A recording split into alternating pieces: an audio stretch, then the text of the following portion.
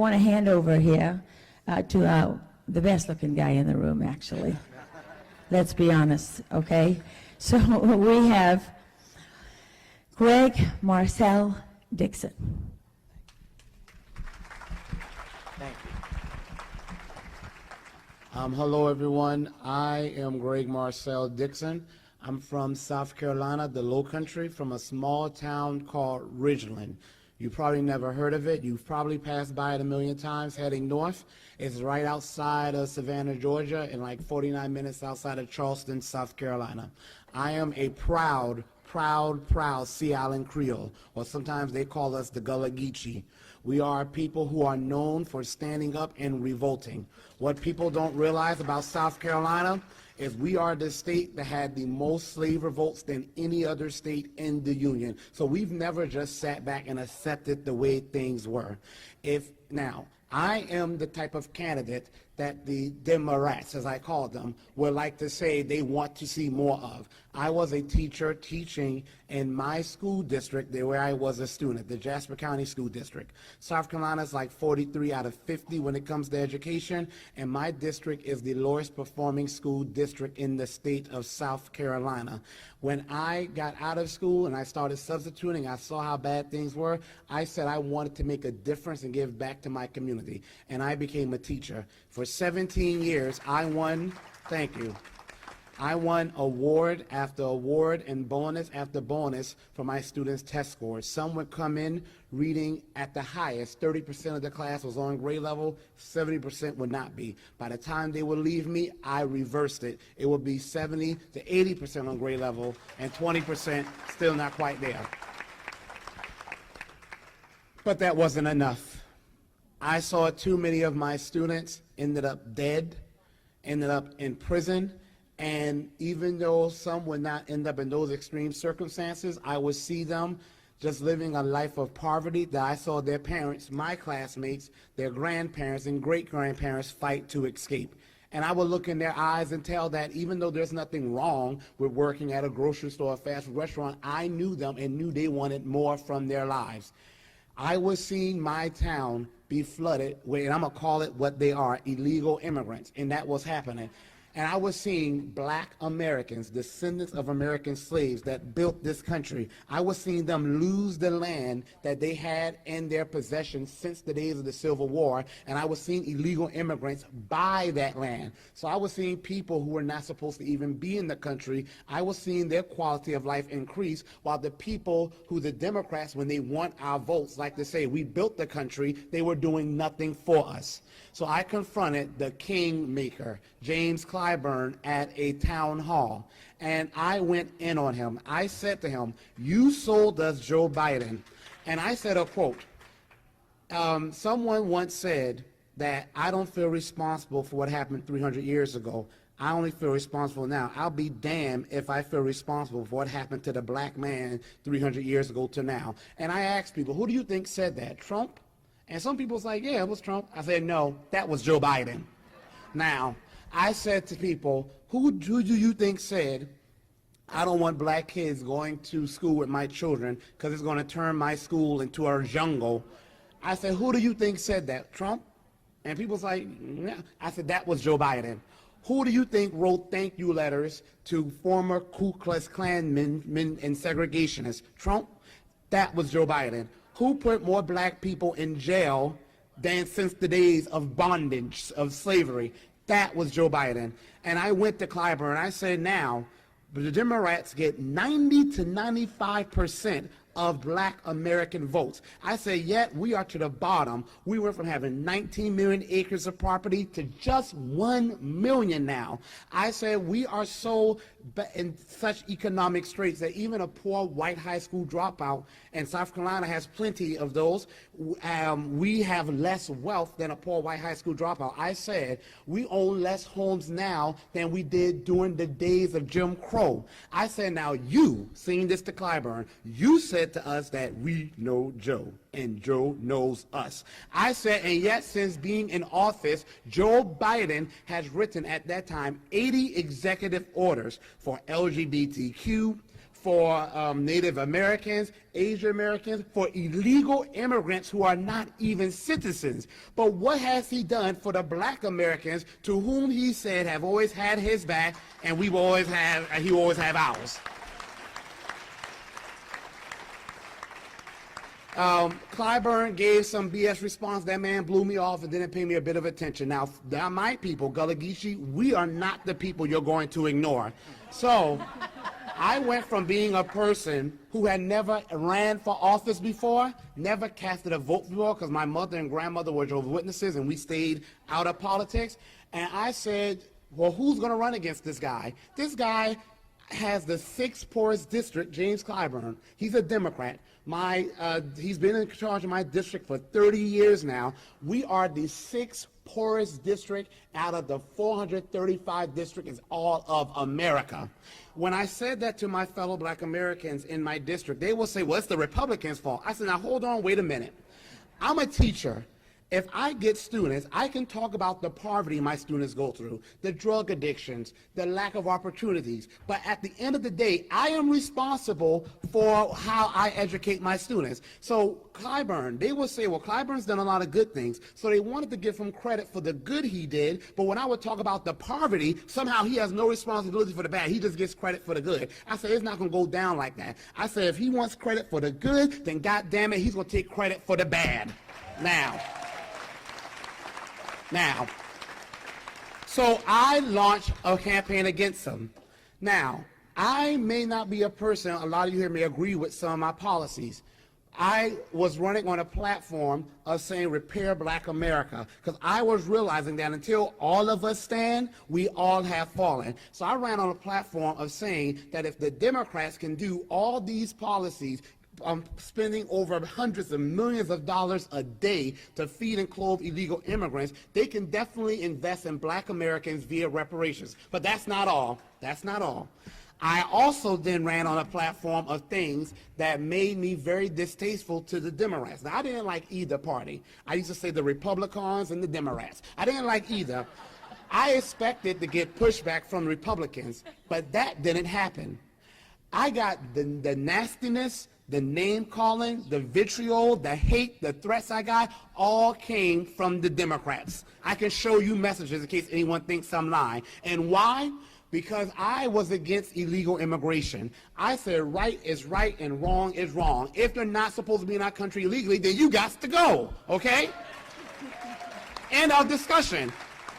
I said, I'm a black American. My great-grandmother, when I was born, my great-great-grandparents were still alive. These people were born in the 1870s. They were bedridden by the time I was born, but they were still living. Their parents literally just came out of the Civil War and had them. My great-grandparents, all of them were still living. These were people who lived through Jim Crow, redlining, debtor's prison, vagary laws, sharecropping.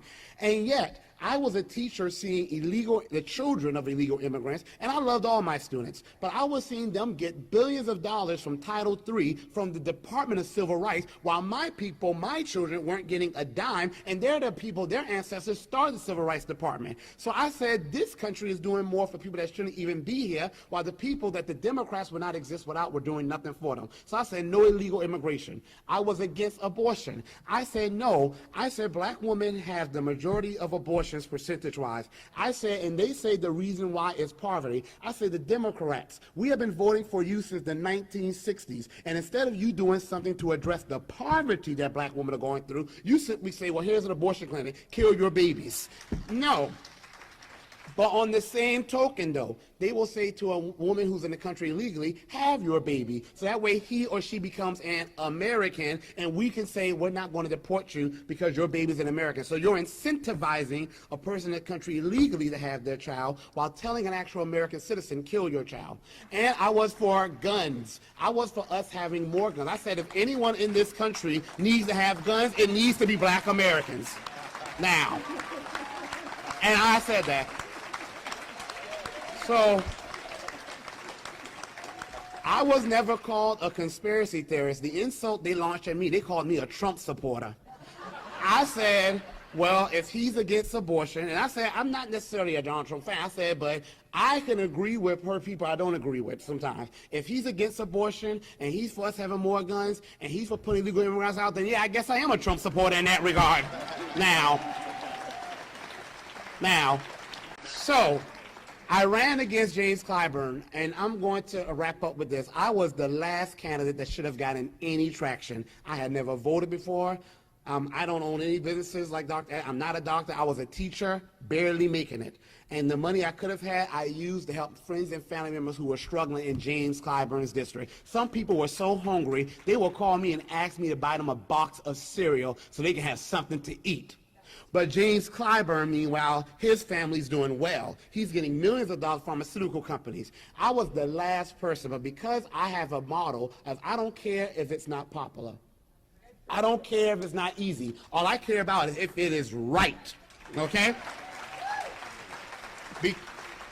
Because of that, I started getting attention from a lot of black Americans who have their own TV shows. They started interviewing me, and it got to the point where I went from being a guy that no one had ever heard of to being mentioned in Time magazine. In 6 months, my life changed. So after the election was over, of course, I lost my job, and we know that's what they do. But the thing is, here's what happened.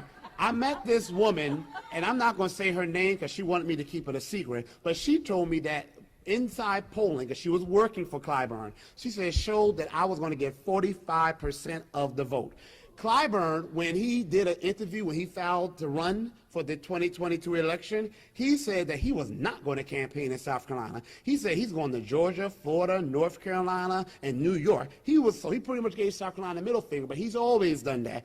However, I must have been gaining traction because this is a man who's never paid for a billboard, a yard sign. He's never had to fight to earn his seat. He walks around thinking he's entitled to it. So he went from saying he wasn't going to campaign to putting billboards up, yard signs up, holding town halls, and it got to the point where his daughter, who is the political director of the South Carolina Democratic Party, I called several times. I said, when Brian Kemp was running for governor against Stacey Abrams. Do y'all remember? He was the Secretary of State. Remember all the hoopla the Democrats made about that, how it was unethical? Yet, the Democrats didn't say one word about Clyburn's daughter, though, being the political director. What's good for the goose is good for the gander. If it was wrong for Brian Kemp, then it's wrong for Clyburn's daughter, okay?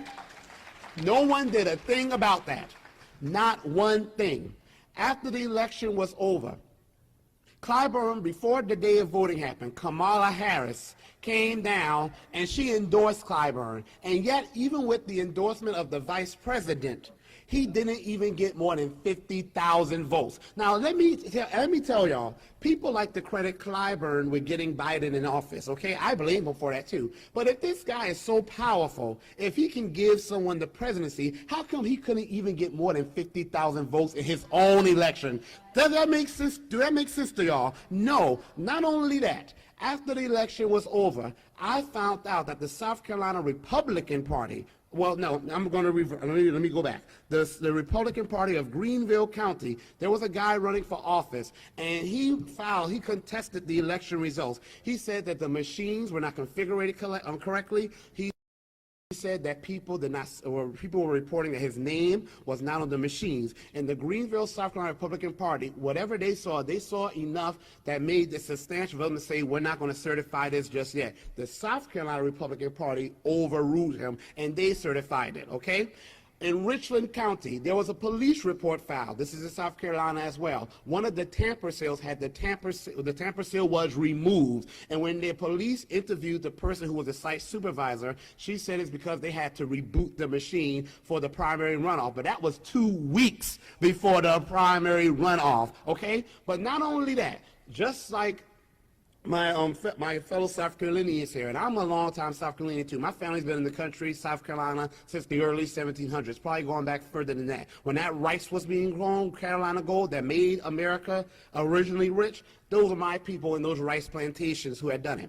But then, I too got calls from Republicans and Democrats saying, Marcel, because that's my middle name, that's what they call me, you need to contest this because all of us, this was Republicans, who didn't even necessarily like my platform, but wrong is wrong, right is right. They said they too had intel saying that I had Clyburn on the ropes. And for me, I was saying, you know what? For a man who said he wasn't going to campaign and then all of a sudden reversed and started campaigning and got so bad that the vice president had to come and say, please vote for this guy because he's desperate. I said, this is not adding up to me.